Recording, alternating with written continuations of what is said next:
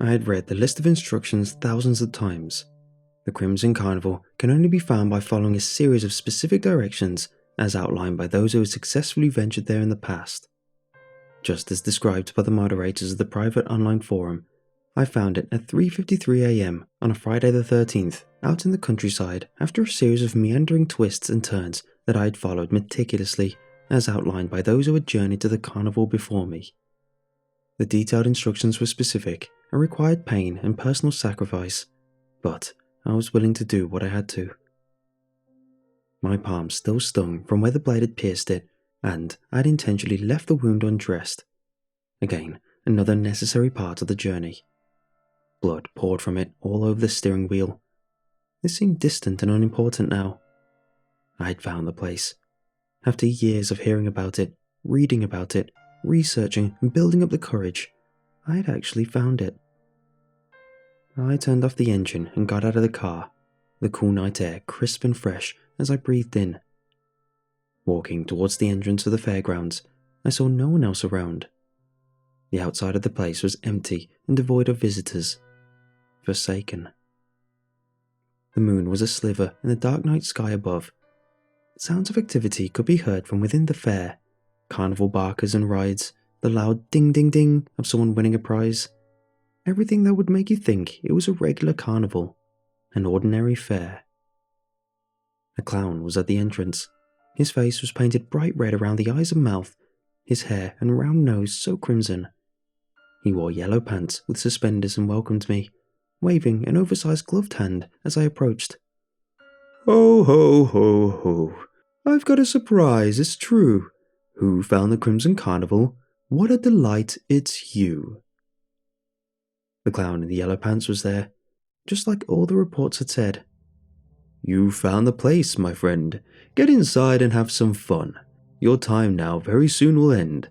The Crimson Death can't be undone." His face was a toothy grin, all smiles and giggles as he recited the welcoming rhyme, all but the last one, which he said in a low growl. Following that, he looked serious and angry. I was taken aback. He was supposed to say, "The Crimson Fair leaves with the sun," as the final line in the rhyme. He was supposed to be the cheerful welcome clown. No scary stuff yet. Not yet. But instead, he had said, "The Crimson Death can't be undone," in that terrifying, low rumble voice, and I couldn't help but wonder if I had made some mistake in the ritual. His upper lip quivered as he continued to growl at me. He was supposed to keep smiling, waving and looking friendly. The dark, really creepy stuff was further in. Out by the entrance, the carnival was reported to look bright and welcoming. It didn't usually reveal its true form until you were well inside the fences. I just stood there, sweating, panicking, retracing my efforts. I had made no errors though, I realised as I went through each part of the instructions in my head and pictured myself in my memory doing exactly as instructed. Suddenly, I realised I had been standing there for a while, thinking, and the clown was still staring at me. The reply came to me immediately. After years of study, I had not forgotten. The cut of my palm still bleeding, I asked the question deliberately and verbatim, word for word, as described online. "All I have is a nickel. Will that cover the fare?" I held up the rare coin, and it glittered red with my blood like a ruby in the moonlight. "It lets you in, it lets you through. The bloody nickel, true, true, true." He was smiling again, and I let out a sigh of relief. Just a little different for a second, but back on track now. Nothing to be worried about. I walked past him through the turnstiles. Looking back, I saw he was still smiling his wide, toothy grin, and took that for a good sign. He waved his white-gloved hand at me, and then was swallowed up by darkness and fog. At least he stopped growling like a rabid dog after the toll had been offered. Something about that had really terrified me. Not that I wasn't already petrified, but when I'd run through this in my mind, approximately 1,000,000 times, things had always gone to plan. According to the descriptions I had read over and over, memorizing them. No one had ever mentioned an alternate ending to the welcome rhyme. Was the place changing, evolving somehow? No, that was impossible. Through all the years and all the visitors, it had stayed the same. Why would it change now? Sarah would still be there, I told myself. She had to be there. Otherwise, this was all for nothing. I could handle being scared, as long as it meant getting back to her. I had to get her back. Her absence in my life was like a missing appendage. The memories of her, a phantom limb that ached incessantly. She was there. I could feel her somehow, as unlikely as that sounds. I felt like with every step I got closer. The sounds rose up loudly around me from every direction as I entered the midway. First, one man shouting, step right up, try your hand at the darts. You, sir, you look like a man who knows how to win. How about taking a toss at the red balloons?" Then a woman asking, "How'd you like to win a prize? Get the ball in the barrel and take home the bloody big bear." She pointed up, and I caught myself following her finger and looking at the giant stuffed bear which hung suspended from the ceiling. Each one had a noose around its neck, with eyes red and bulging. The eyes looked real though, and I could have sworn I saw one swollen bear face look down at me, pleading and terrified. Red fluid seeped from their mouths and dripped down onto the counter below. I dropped my gaze and reminded myself not to get distracted. Everything here was meant to steer you from your goal. Nothing was as it seemed. Keeping my head down, I continued to walk deeper into the midway. "Cotton candy, hot dogs, get your ride tickets here, ride the Ferris wheel with your true love by your side, a date she'll never forget." I walked past and heard him say quietly from behind me, "She will stay here. Sarah will live and die and live again here. Always here. She will stay here. You will stay here." My heart nearly stopped in my chest. That definitely wasn't supposed to happen. The carnival workers were not supposed to talk out of character to visitors. They were always supposed to stay in character. I tried to control myself, but ended up running over to him, fighting my anger and hatred and fury and pushing it down deep, stopping myself somehow from leaping over the counter and grabbing the man.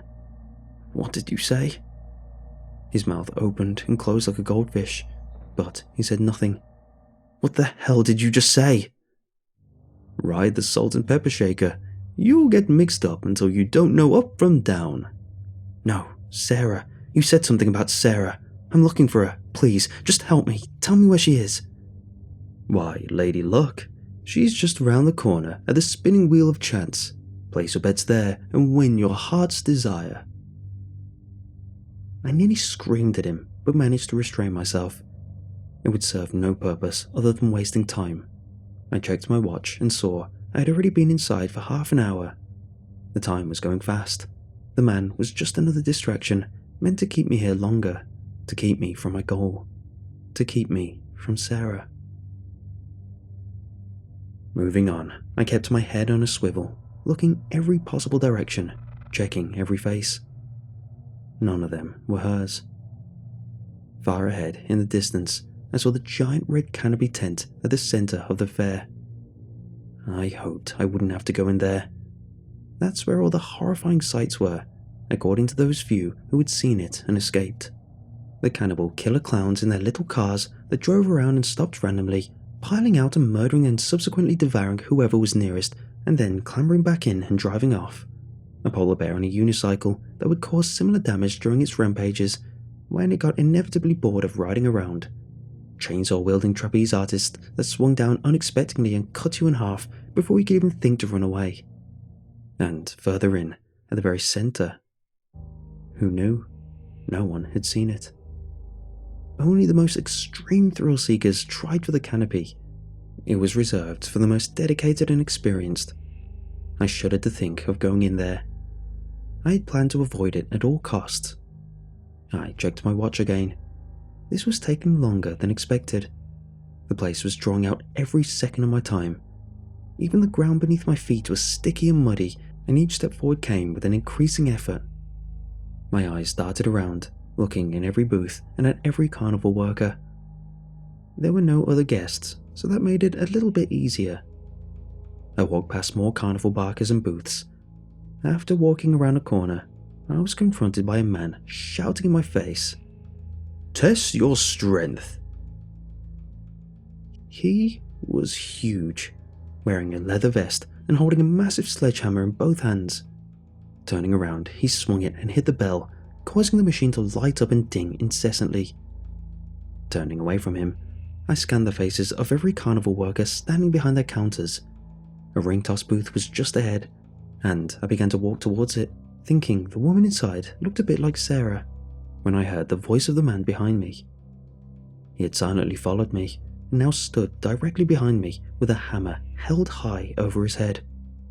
"She is ours." The sledgehammer came down hard, and I ducked out of the way just in time. My heart pounding, I stumbled to the ground, off balance. I rolled away as the second swing of the hammer nearly missed me again. I got up to my feet as quickly as I could and backed away from the man. He was pursuing me still, and I turned and ran. The muddy ground caused me to slip as I turned a corner to get away from him and found myself heading towards the giant canopy at the center of the fair. I checked my watch. Still nearly an hour until sunrise. Plenty of time. No, can't think like that. You've wasted half your time and you still haven't found her yet. That means you're behind. You need to spot her quick and get her the hell out of here. I felt myself struggling to think clearly as adrenaline took over and something else as well. An unfamiliar feeling like the naive recklessness of a young man, which I no longer was. I wanted to live, and yet I found myself abandoning reason and self-preservation the more time I spent there. And yet, the giant canopy tent drew me in like a moth to a flame, and I went to it, no longer looking at the other carnival workers. Every part of me was saying to go inside. That's as she would be. Looking back, I saw the man with the sledgehammer was no longer pursuing me, and I breathed a sigh of relief. Maybe he was getting reinforcements though, and that would be trouble. Feeling like a piece of iron filament being drawn towards a powerful magnet, I walked towards the huge crimson-red canopy tent. Up this close, it was obvious how massive the thing was now. Inside would be a space lit up with lights and full of morbid wonders and curiosities. It loomed before me, dwarfing me in size, and I realized I was standing right before the entrance, every part of me saying to go inside, to look and see what could be found within. And then, I heard a voice. "Try your luck at the spinning wheel, sir." I stopped in my tracks, afraid to turn and look, afraid it wouldn't really be her, that it would be just some trick again, some attempt to stall me. But then I did, and it was her. It really was her, no mistaking it. She gave a shaky smile and lifted a hand to wave. I walked over to the booth and looked at her, my eyes filling with tears. "I missed you so much," was all I could say. "I missed you too. Every day I missed you." And then some other voice took over, and a smile widened like it was being pulled at the corners by unseen strings, causing her to show her teeth. Her voice changed and became that of a carnival barker trying to grab your attention as you pass by. "Try your luck at the spinning wheel, sir." I was stunned and didn't know what to say for a second. "Sarah, let's get out of here. Come on, take my hand." Reaching over the counter, I saw her eyes flash back to her own for a second, but then they became full of hatred and murder.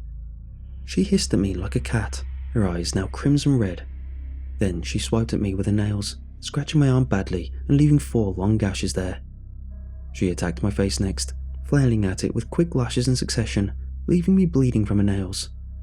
I recoiled, terrified and in pain. Blood poured from my face and my arms, and I was suddenly having trouble seeing out of one eye.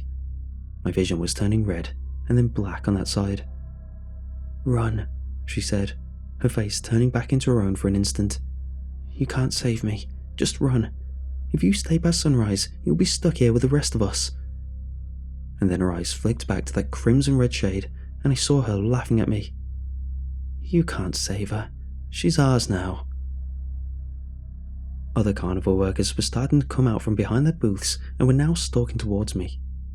A clown popped his head out from the giant canopy tent nearby, and then, when he saw me, came running with a duck-legged stride in his oversized floppy shoes. Following behind him was a man on giant stilts who had to duck to come through the doorway. He was juggling bowling pins that were set ablaze and threw one at me, nearly missing my face with it.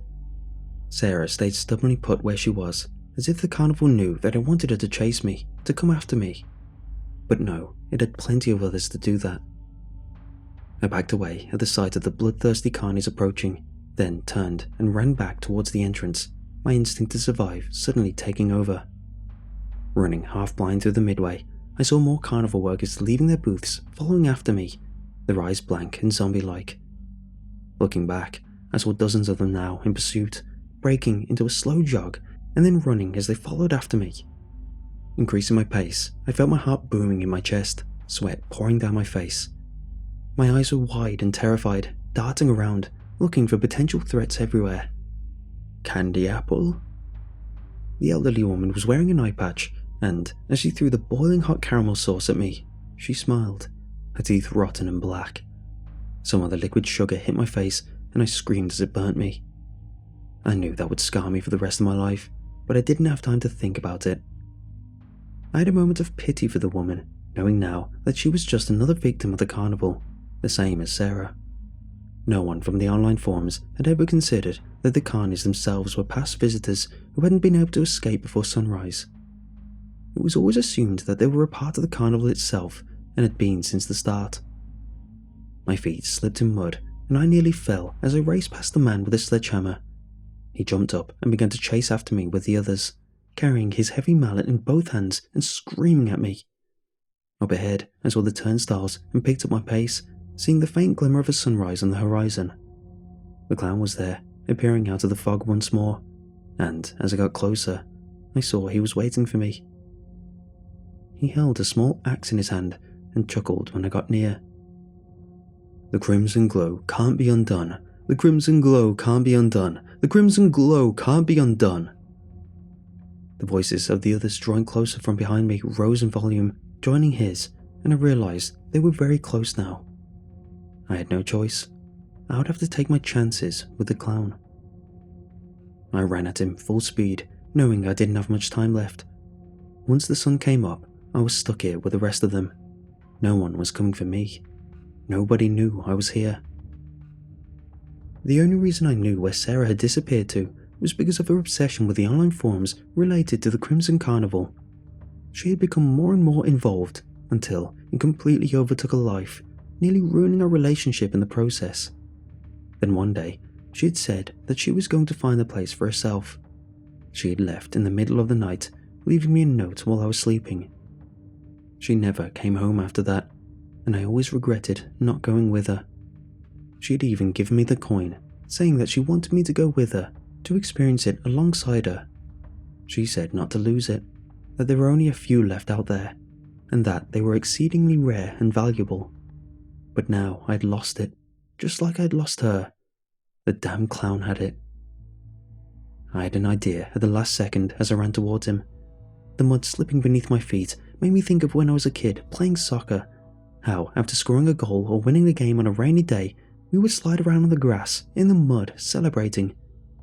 Diving forward at full speed, I landed on my belly in the muck. It knocked the wind out of me, and since I wasn't a kid anymore, it hurt like hell, but it had the desired effect. My forward momentum took me under the turnstiles, and I surprised the clown by knocking out his legs from beneath him. He went flying into the air, his axe spinning and shining in the faint light before landing a few feet away. Dozens of coins came flying out of his pockets also. They landed scattered on the ground in the mud, and I grabbed a handful of them before racing off back towards my car. I heard the clown screaming at me until his voice cut out suddenly in an instant as the sun peeked out from behind the horizon.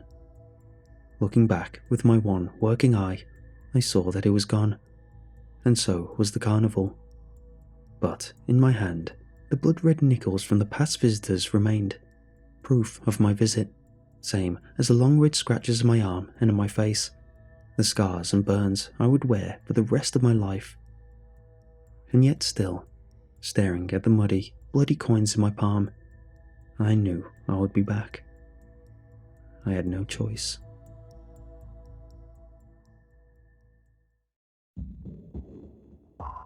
When I escaped the Crimson Carnival the first time, I knew I had to go back. It didn't matter that I had almost died, that I had been badly injured, half blinded and burned. Sarah was there. All these years I had felt certain, but had no way to prove it.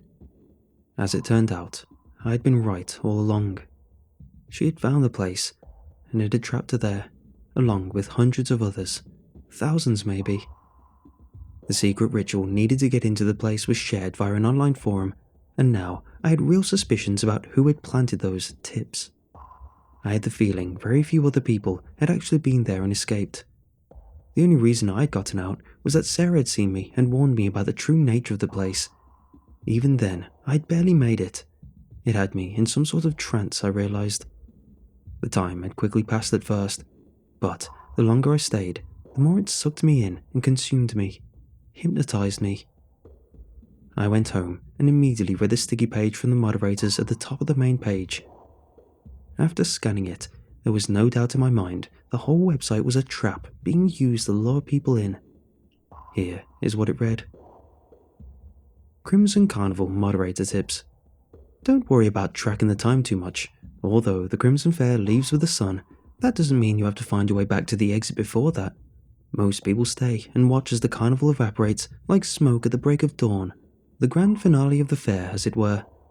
Speaking as someone who has seen it, I can tell you, it's quite a sight and not to be missed. There were plenty of other tips, some useful, but most were outright dangerous in retrospect. The whole thing was just a ploy to get people to go to the place, it seemed, to trap them there. And it had worked.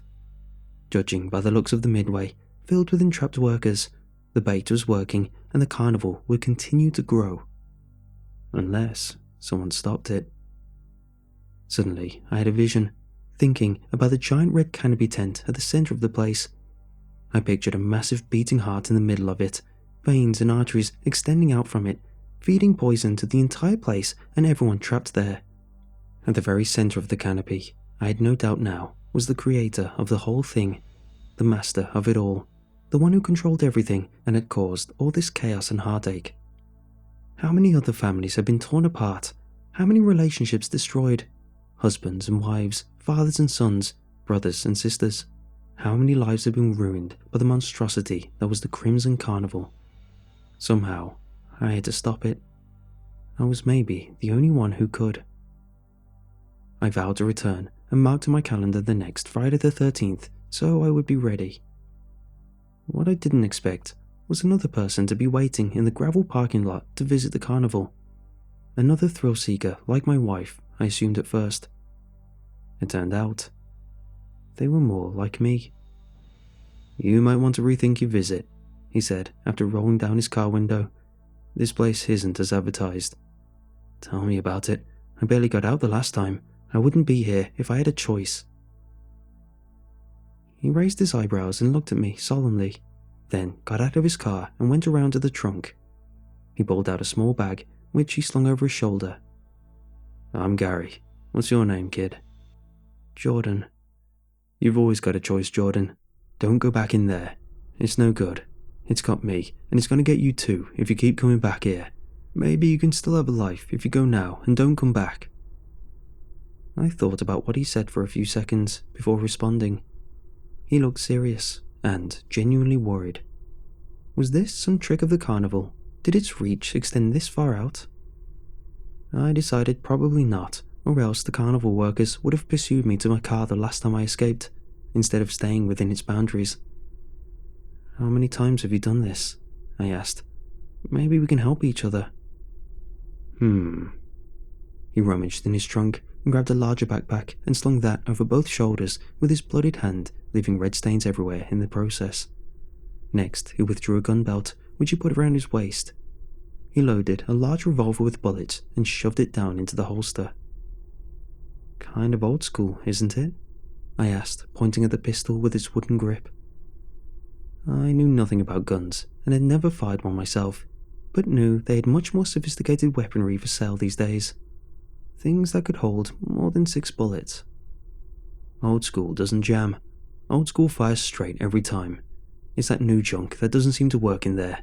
It almost got me killed the first few times until I figured that out. A thought occurred to me. Wait a second. Those are real people in there. You can't kill them. This isn't their fault. Listen, kid, there are two types of carnival workers.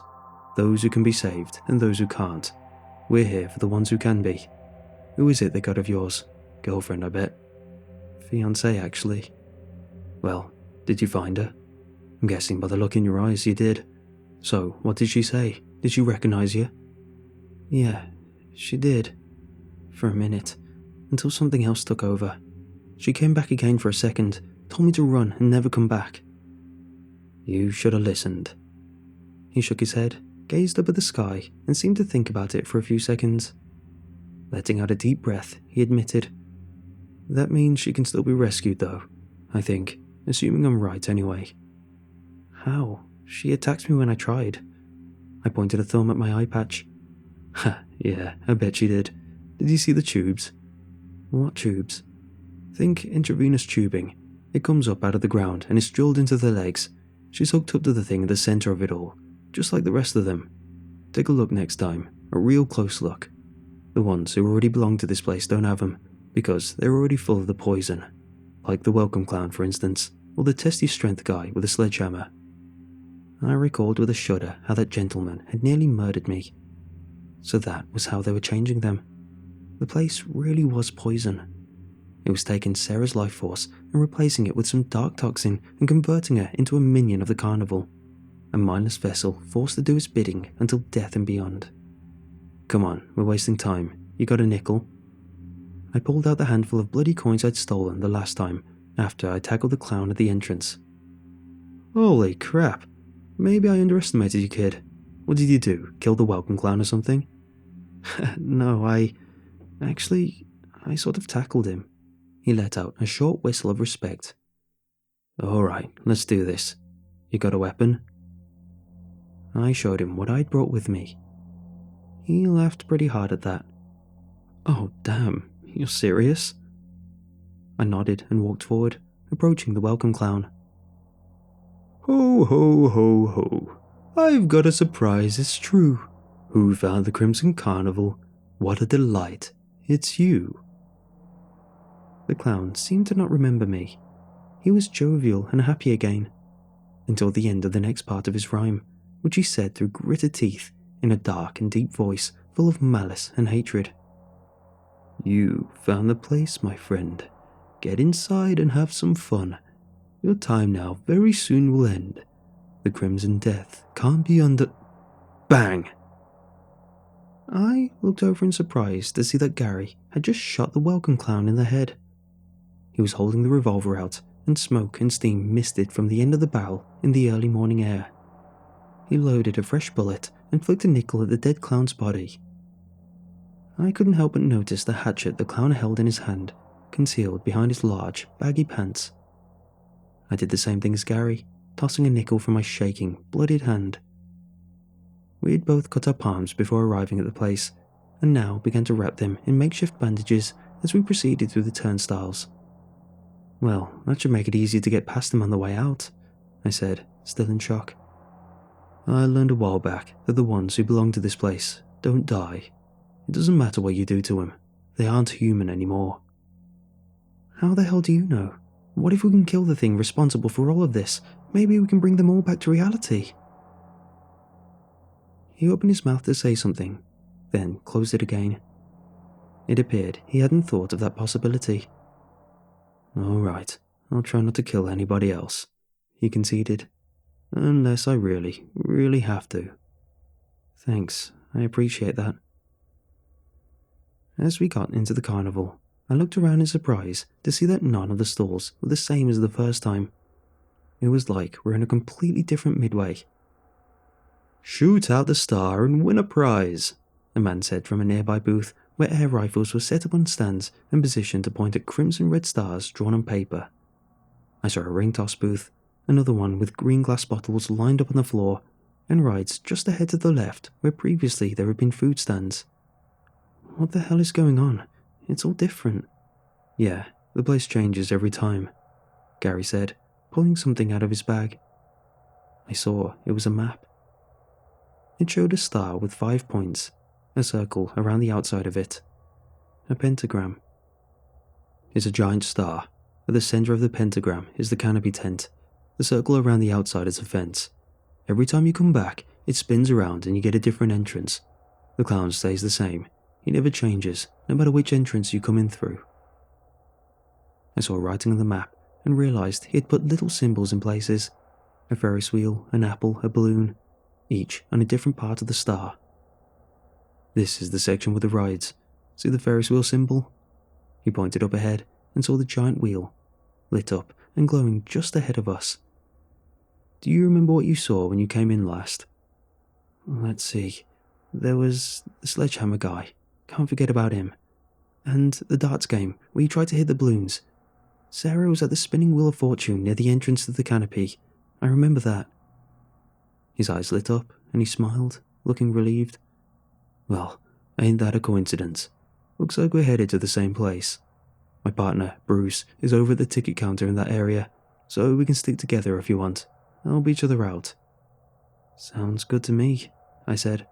You seem to have this place pretty well figured out. I wish. Every time I come here, it manages to surprise me. We were walking the whole time as we talked and proceeded past the Ferris wheel and the Kraken, the Gravitron, and a mini roller coaster. Our route took us near the entrance to the funhouse, and that was where things began to go downhill. Just as we were walking past the stairs leading up to that place, I noticed that the entire carnival had gotten quiet suddenly. No one was shouting at us to visit their booths. The rides had all stopped, and so had the music. All I could hear was the sound of our footsteps in the mud, and then others joining in, getting louder as they neared us. Suddenly, there was a dozen carnival workers approaching us from all sides. They walked towards us in unison, silently, their eyes glowing red in the darkness. Damn, they've never done this before. I don't think they like that we're teaming up. I looked back over my shoulder and saw more coming from that direction. The only way to escape was up the stairs and into the funhouse. We both went up that way without thinking, and they closed in on us from every direction. Once we got inside, I was immediately disoriented. I felt the reflective walls with my hands and followed after Gary, trying not to lose track of him. The first section was a maze made of mirrors, and I found myself running headfirst into a few of them, causing my nose to bleed. The shapes of them made everything warped and distorted. My absent left eye was not helping, thanks to my newfound lack of depth perception. Ow, damn! You alright back there, kid? He asked. Yeah, just great. Are we almost at the exit of this place yet? Not sure. Haven't been in this one before.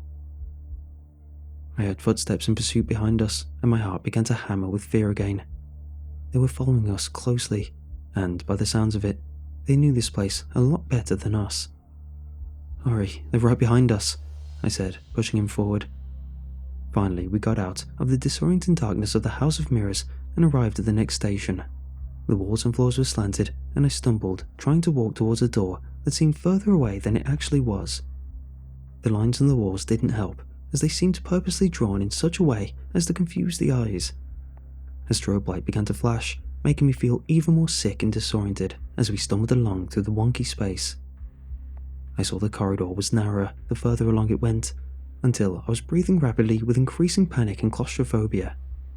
Soon we were on our knees, crawling through a tight space, and then we began to slide without warning downwards and around bending corners like a spiral slide in a water park.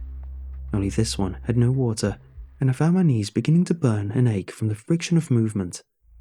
We picked up speed and began to go up and down in wave-like motions as the slide became steeper and steeper, faster and faster, until the walls were a blur, and I found my stomach drop sickeningly with each rise and fall of the floor. Finally, we reached the bottom, and I felt completely weightless, sailing off a ramp and flying through the air, screaming, to land in a giant ball pit. At first, it was a relief, since I didn't die from the impact of my fall, but then I began to sink and kick, trying to find the bottom. It wasn't there. Oh no, I don't like this. I looked over and saw Gary panicking as well. The ball pit seemed to have no floor underneath it. You had to actually swim to stay afloat, pushing off against the resistance from below to keep your head above the surface of it. I can't swim, kid, he said desperately. Help! His head went under, and he flailed and kicked and came back up again, his face red and looking deprived of oxygen. "Damn, just pretend you're in a bike, Gary. Kick your legs and, I don't know, make kind of like arches in front of you with your hands, okay? You can do it. Just keep kicking and moving your arms." I could see his head going underneath the surface.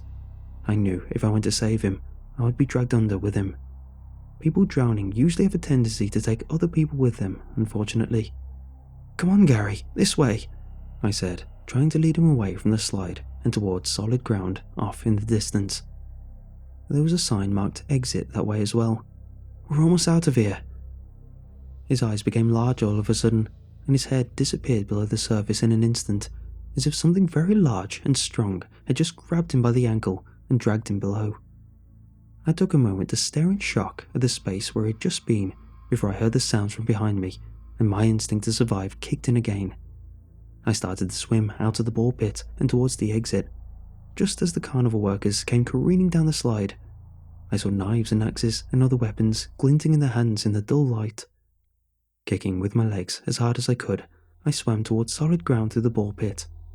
My heart was hammering loudly in my ears, and my mouth and throat were dry. Music began to blast from speakers above, so I could no longer hear my pursuers. It was the song of the circus, the classic we all know but have never bothered to look up the name of. Entry of the Gladiators is what it's called if you're interested. The music that blasted from all angles was jarring and disorienting. I felt something sharp bite into my leg and looked back to see a woman with a pierced nose and her hair done up in a bun with a bone stuck through it. She was smiling widely, and her eyes glowed red as she slashed the air and missed me just barely with a knife. Screaming in pain, I kicked at her face and tried to move away from her towards solid ground, which was still not nearly close enough. Looking in that direction, I saw now there were several clowns holding knives waiting for me there. They stood, salivating, their shoes squeaking as they paced back and forth, watching me and waiting for me to get near enough to them. Gary was dead, and with the carnival workers closing in on me and nowhere else to run, I had a feeling I would be next. That was when I felt something grip my ankle, hard, nails biting into my skin like talons. It began to pull me down, down, into the darkness below.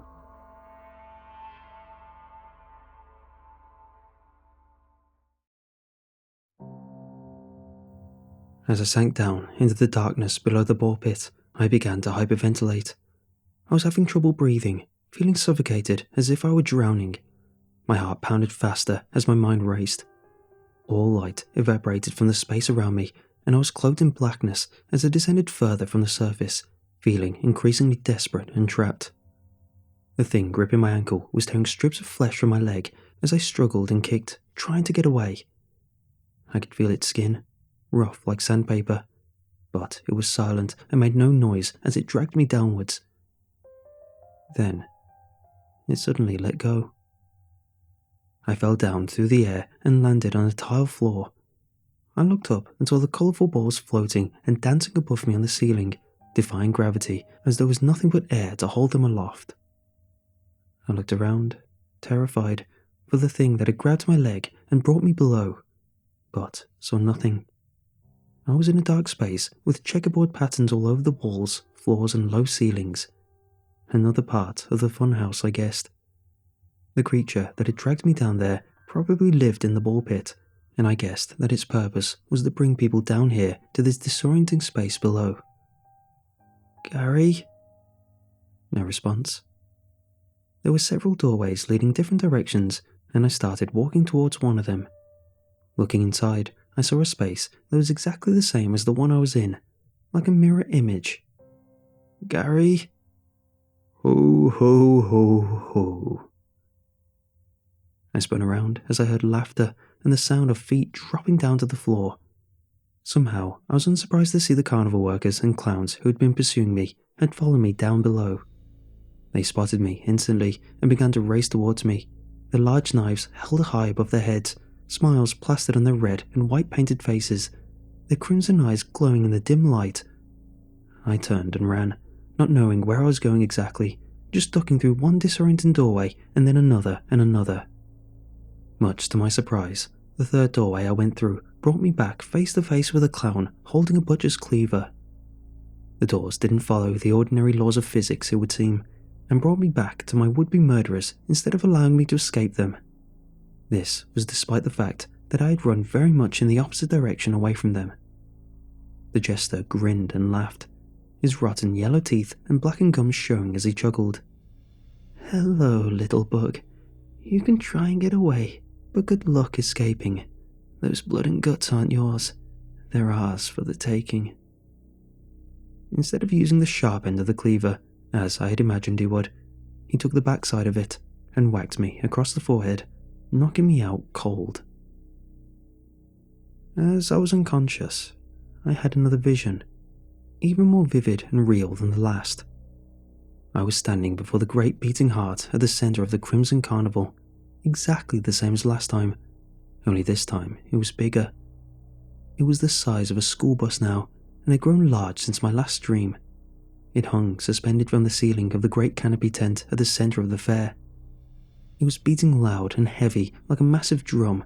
The muscle contractions were enormous and laboured, terrifying and apocalyptic. Holding it aloft were the veins and arteries which pumped poisonous blood to the inhabitants of the place. The massive heart beat so loudly it pierced my ears, like a jet airliner taking off right next to me, only it was a dull thud that hurt my brain as well. The heart extended to a group of blood vessels towards me, and they enveloped me like vines, wrapping around my arms and legs, then my midsection and my face. It went up my nose and into my eyes, and dug their poisonous tips into my skin, pumping the toxic waste of the carnival into me, making me into one of its minions forever. My eyes snapped open as I awoke, and looked up to see I was in the centre of a ring like in a circus. There were empty benches all around, extending up to great dizzying heights above, and a spotlight shone down brightly from the ceiling far up in the distance. I stood and looked around in wonder, realising I was in the very centre of the canopy now. There was no great beating heart as I had imagined in my dreams, but it had felt so real. There was a man approaching, his soft footsteps echoing in the enormous space. He was dressed like a ringmaster in a circus, and was wearing a red military-style shirt with gold epaulets, embroidery and buttons down the front, a black top hat and pants. He sauntered forward, and I saw that he carried a whip in his hand. It was a cat o' nine tails, and the tips of it were branched outwards like the capillaries of a vein. "Welcome," he said, walking towards me. His eyes were crimson red and flickered like fire, showing no emotion. "Who are you?" I asked. "I created this place. It's my home, at least for the last 100 years or so. I always loved carnivals, you see. They might just be the best things you humans ever came up with. They're full of games and gamblings, drugs and debauchery, guns and candy, dizzying rides and delicious deep-fried fatty foods. All it took was a bit of creative design work to make a symbol that could be used for a purpose. For us demons, this is what you call a place of power. That's why I set this whole thing up. I mean, when you live forever, the world can get sort of boring, and it's tough to find anything interesting to do." "So, you're not going to mention the part about you stealing their blood? What's the purpose of all that exactly?" "Oh, you've been talking to Gary, haven't you? Son of a gun is going to get it one of these days." "Alright, enough questions. This isn't a Bond movie. I'm not going to give you all the answers. You've got to at least work for it a little bit. Tammy, teach him some manners." A massive red tiger with black stripes suddenly jumped out from the shadows and pounced on me, landing on my chest and knocking the wind out of me. I couldn't breathe as it stood on top of me, and its face came closer to mine. Large fangs exposed with drool dripping from its maw. It roared loudly, its mouth opening wide for a second. I was so terrified I nearly lost bowel control. The ringmaster cracked his whip, and the tiger retreated off of me, doing quick predatory circles nearby and growling at me. "Tammy, there's no way to treat our guest. And you are a guest still. It's not quite sunrise yet. You've still got time to get out, Jordan. You can try to make a run for it, you know. I won't stop you." "Really?" "Nope." I started to back away from him. I was about to run away when he finished his thought. "Tammy might, though." I sighed and slumped my shoulders. It looked like I was going to be trapped with the rest of them. Maybe they would put me in a store close to Sarah, at least. What the hell do you want? Oh, I thought that would be obvious by now. Your blood. I want your blood. And your body. And your soul. You're mine now, just like the rest of them. It occurred to me that I hadn't checked to see if the clowns who would capture me had taken my weapon from my jacket pocket. Not that it would look like much of a weapon to the naked eye. Plus, I'd put it in my secret pocket. I felt around for it, and it was there. Pulling it out, I pointed the little toy water pistol at the demon. What have you got there, kiddo? A water gun? What did you fill it up with? Holy water? Guess what? That stuff only works in the movies. Nah, I filled it up with gasoline. His eyes went wide, and he opened his mouth to scream something, but was too stunned to speak. I shot him several times quickly with it, and then pulled out my Zippo. It lit on the first strike, and I shot the gasoline through it, catching a light and sending a beam of fire towards the ringmaster. His red coat caught alight, and he began to scream and flail his arms. His screeches rose higher and higher until they pierced my ears with their shrillness. He suddenly burst into flames like flash paper and was gone a second later. Holy crap, kid. What did you do? Gary appeared out of nowhere, and I saw the tiger had evaporated in a puff of smoke. Where the hell did you come from? I hid in the maze when I realized they were going to capture you, and then followed you back here, thinking I was going to save your ass. Looks like you didn't need my help after all, though. He looked up to see the entire canopy tent was burning up around us like paper on fire. It started at the peak where the spotlight had been, and instead of that light, the night sky appeared instead, and the soft glow of the stars and moon. As the canopy tent turned to ash around us, the flakes of it drifting up as embers into the night sky above, we saw a couple of people standing around, looking confused and anxious. Where am I? A woman nearby asked.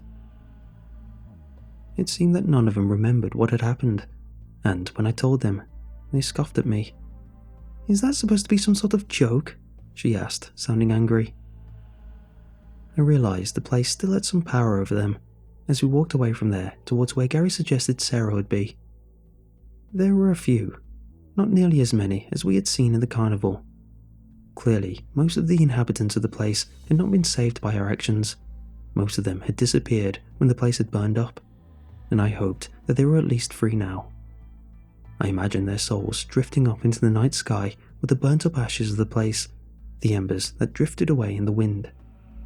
That was when I saw her. She looked cold in the chill air, hugging herself and warming her arms. Her round glasses were fogging up, and her long pink hair blew around her face in the breeze. Sarah? She saw me, and my heart stopped in my chest. I wondered for a moment if she would recognize me, or if this place had stolen a memory like it had the others. But she came running towards me, and I breathed a sigh of relief at the look of recognition in her eyes. We collided in an almost painful embrace, hugging and then kissing, before she asked me, Where the hell are we? What's happened to me? I feel so cold. I wish I could say we lived happily ever after, because we did. For the most part. But still, to this day, she seems different at times, colder. I wonder how much of her blood was replaced by that poison, and how much it changed her. Sometimes I wake up in the night to see her standing over me, smiling. She murmurs in the darkness, and I can just make out the words. Spin the wheel of chance, sir. Take a spin and win your heart's desire. In the dim light, it's difficult to make out the colour of her eyes, but I turn on the light just to check. I shake her awake and yell at her, anything to get rid of that dull look of hate and that snowman's grin from her face. She tells me she's sleepwalking, but her eyes tell a different story. They used to be blue before she visited the carnival. Now, they've turned into a dark purple hue. And they're not changing back.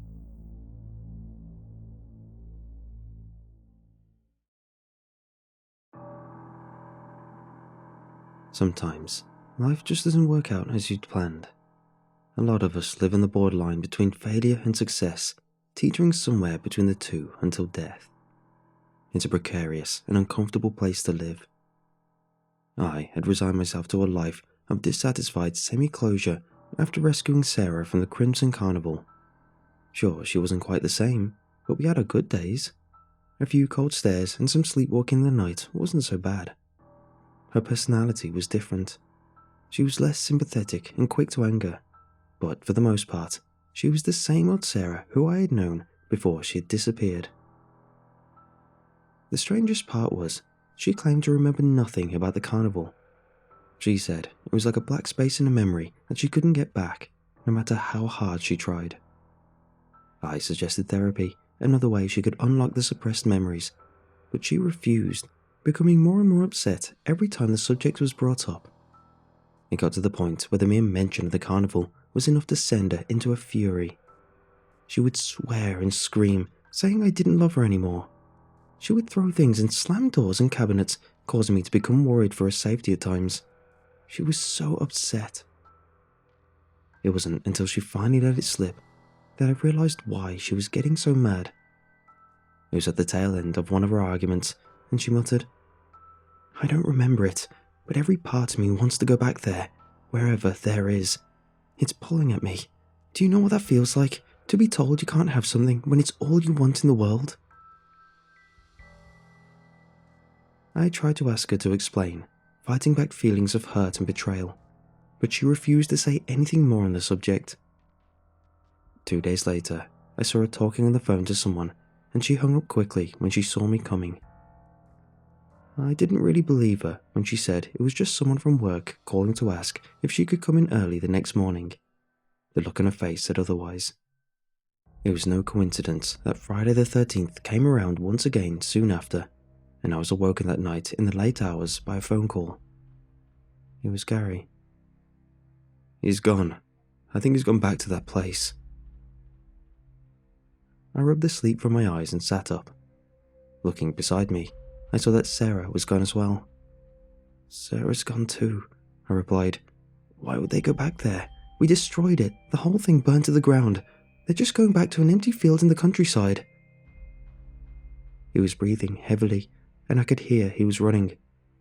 "I'm coming to get you. Don't go anywhere. Just wait for me there. They did the ritual already. I followed them out to the field where the place was, and it's back. The Crimson Carnival is back." I looked at the clock and saw it was still early enough and realized what he wanted to do. He wanted to go back there, and he wanted me to come along as backup. The four of us had become close since escaping the demon's fairgrounds. All the insanity involved in the experience had been too far-fetched to talk to anyone else about, and we found ourselves becoming friends after our traumatic near-fatal experiences. Sarah and Bruce became a pair, I noticed, while Gary and I would talk about things from our perspectives and try to remind them of what had happened. Bruce's memory had been completely wiped clean of any recollections of the carnival as well. Soon, he became reluctant to talk about the experience as well, getting quick to anger at the mere mention of it, the same as Sarah.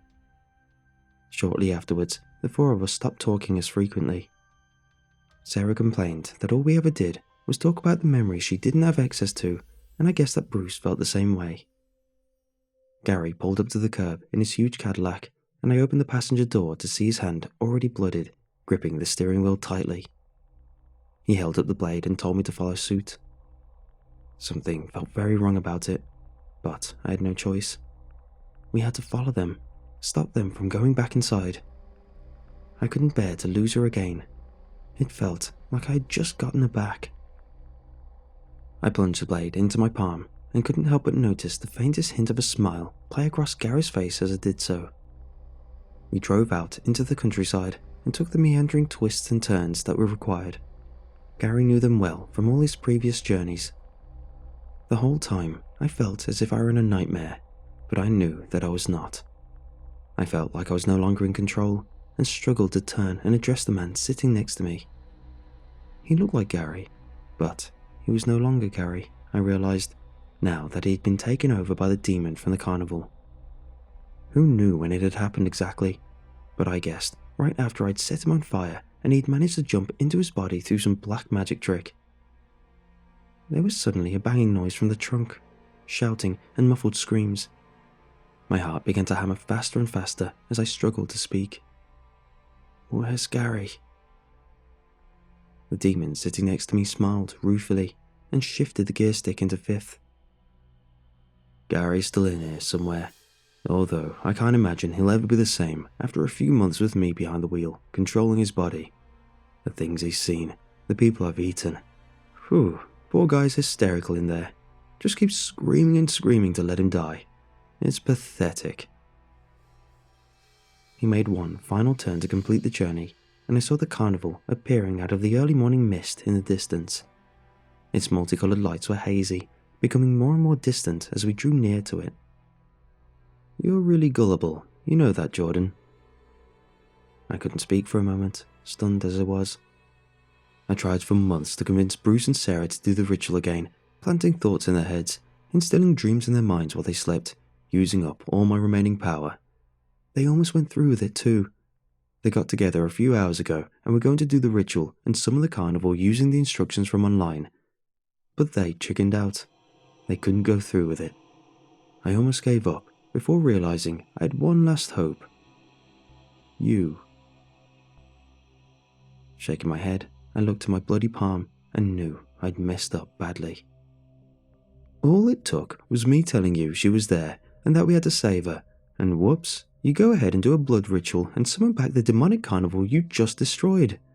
Blood has a lot of power, you know. It can keep a demon alive if given willingly, but it has to be given willingly. Oh no. Oh yes. And now the four of you are going to be my newest additions. I think I'll make you into clowns, perhaps. We can never have too many of those. Please no, anything but that. I really hate clowns. He pulled into the parking lot and revved the engine. The car pointed straight at the welcome clown, who was reciting his repetitive speech. What's the deal with the whole Friday the 13th thing? At least tell me that much. I was stalling for time now, grasping at straws and hoping for any chance out of this. The demon in a Gary suit thought about it for a second before answering. I like you, Jordan. You've made my life a little bit more interesting for a few months. So I'll answer that question, and two more. Friday the 13th is my birthday, you could say. Demons can only live one birthday at a time without a blood sacrifice. The more blood we get, the more powerful we become. Needless to say, this place has made me stronger than you could possibly imagine, and I'll get it all back soon enough. Once we're back at the center and my place of power. The old ones tried to trap me here, but I used my weakness to my advantage. I rearranged it and reconfigured everything to suit my needs rather than theirs. The carnival that was my prison is now my temple, my power plant. And the nickel to get inside? What about that? Money is more than just money, especially when it's old and hard to come by. When it has passed through many hands and has been coveted and treasured, you feel soak it in your blood, and it just gives me more strength to pull people in. I can only live outside of this place for so long, so I have no choice but to bring others to me. How did they imprison you here, and who is powerful enough to do that to you? He ignored the last questions. He hit the gas, and for reasons I wouldn't understand until later, he drove straight toward the welcome clown. We reached high speeds, and I put my arms out in front of me reflexively as I was thrown back by the acceleration. The car slammed into the jester and shuddered with the impact of the collision. I heard a loud thud, and the clown was up on the hood of the car onto the windshield, which cracked as his head banged into it, and then was over the top and gone. We ploughed through the turnstiles, and they went flying into the air as well, aluminium parts breaking and careening off into the night. I always hated that damn clown. Not wanting to agree with him out loud, I decided to stay silent. The car drove down the aisle through the midway towards the giant red canopy tent at the center of the fair. As we got closer, I realized I had only a few remaining moments to make a move, to try and escape and hopefully avoid being trapped in there for the rest of eternity. I had to do something. But what? Up ahead was the carousel, and I realized that I'd never ventured into this part of the carnival before. It was on another leg of the star, which spun around so that every time you entered, you saw a different section. My mind raced, thinking what to do, and I finally decided on something so stupid so outright ridiculous that I figured it would just have to work. I reached over heroically, and with all of my cunning and strength, I unbuckled the demon's seatbelt. He raised his eyebrows. "That's your master plan, really? I figured you'd try something, but I mean, come on, what's the point of that?" It appeared he was considering leaving it unbuckled, but decided it might be part of some larger effort on my part and began to buckle it back up. For just a moment, he took both hands off the wheel, and I took my opportunity. I grabbed the steering wheel and heaved it to the left towards the carousel, just as we were about to go past it. The car veered to the left, and I saw the look of surprise on his face as we slammed into the colourful painted facade below the ride. He hadn't quite managed to buckle his seatbelt back up again. Gary's face was his own for a second as he registered total shock. His body flew through the air and smashed through the windshield, being thrown from the car and onto the carousel. He landed on a purple horse, which bobbed up and down and spun around in circles of the ride until his limp body fell off to the floor. Since I had my seatbelt on, I managed to avoid most of the damage, but it was also an old car, there were no airbags, and the crash hurt like hell. I remembered Sarah and Bruce in the trunk after recovering my senses and grabbed the keys, limping as I walked around the back of the vehicle. I hoped they were alright after the collision. My hands were trembling as I unlocked the trunk and opened it. Sarah and Bruce were inside, unconscious. Shaking her, I tried to wake Sarah up, and her eyes fluttered open after a few seconds. "Sarah, are you hurt?" She shook her head, and I saw Bruce was waking up as well, lying in the dark depths of the trunk. He began to moan and groan and come to his senses. I helped them both out of the trunk and looked up to see Gary's body still up on the carousel, going round and round with the horses, dragons and unicorns. Music blasted from the speakers above. "We have to get him out of here. If we can keep him out of this place, he'll die. He said it himself." I pointed up to the carousel and the half-dead man up there, who was now coming to, sitting up and spitting blood and teeth. As we started walking towards him, he got to his feet. "You can't stop me. I'm too powerful for you mere mortals to control." He was stumbling and spoke like he was half drunk and concussed, but still, he was terrifying. As we got near him, I saw that he was probably right. His eyes flickered with fire, and I guessed if we tried to subdue him, he would probably just kill us. Worse yet, the carnival workers had been drawn towards the sound of the explosion like zombies, and now surrounded us and were closing in.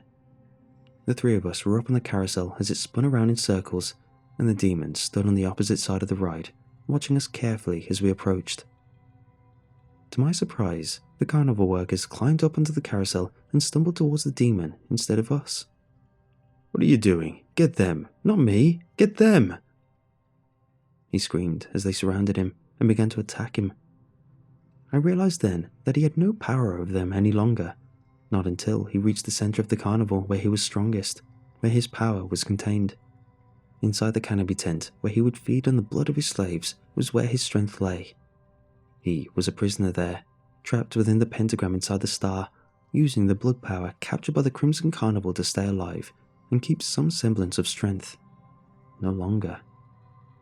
"We're going to free you all. Just help us. Strap him to the roof of the car," I screamed, stopping them before they could spill his blood and rip poor Gary to pieces. They did as we asked, and we pulled the semi-conscious demon from the carousel and threw him atop the battered car, which was beat up but still running. Using belts and string and any other implements we could find, we tied the demon to the roof of the car as he screamed and laughed, cackling and saying what we did was no use. He said he already had his blood sacrifice, and this was all pointless, but I could hear the worry in his voice. "This is no use. You'll see. This fool gave his blood up willingly and brought this place back from the ashes.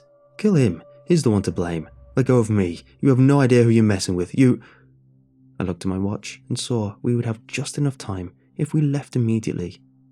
The car was still running, and I heard the metallic squeal and screech, and we backed out to the spot where the Cadillac had crashed into the wooden facade of the carousel.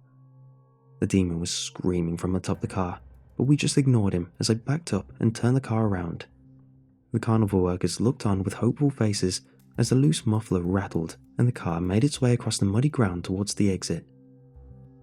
We made it out through the wreckage of the turnstiles without incident and pulled over to the side of the road outside the parking lot. The three of us got out of the car to check and make sure Gary's body was still tied to the roof, and I breathed a sigh of relief when I saw he had not escaped. It seemed whatever blood magic the demon had been using was running low on fuel. "Any last words?" I asked the demon in Gary's body as the sun came up over the horizon. "I'll be back," he said. "You can kill me again and again, but I'll always come back. I'll never stay dead." The brilliant golden glow of the sun hit his face at the moment, and his skin began to smoke and sizzle. He screamed, and I saw the fire leave his eyes, and the green colour that had been Gary's return to them.